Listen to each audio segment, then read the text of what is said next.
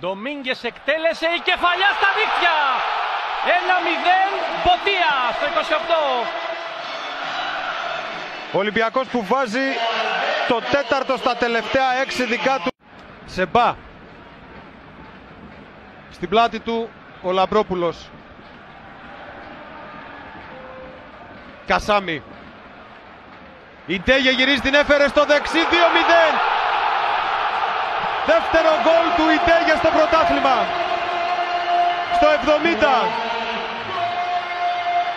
Ο Ολυμπιακός βγάζει από τη λίστα των σκόρερ τα ίδια ονόματα.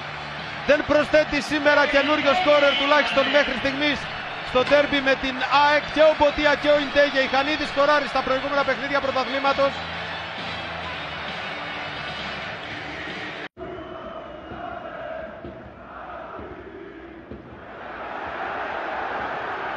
Ο Ιντέγε και θέλει να πατήσει περιοχή ο Φορτούνης. Η πάσα για το Φορτούνη, 3-0. Με το που μπήκε έβαλε γκολ. Ο MVP του Ολυμπιακού ανεβάζει το δείκτη του σκορ στο 78 στο 3-0.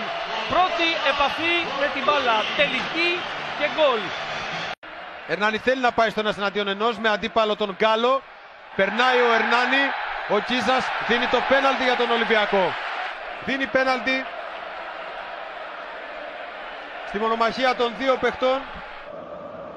Ο Φορτούνης εναντίον του Μπαρόχα, 2 γκολ ο Φορτούνης, 4-0 ο Ολυμπιακός.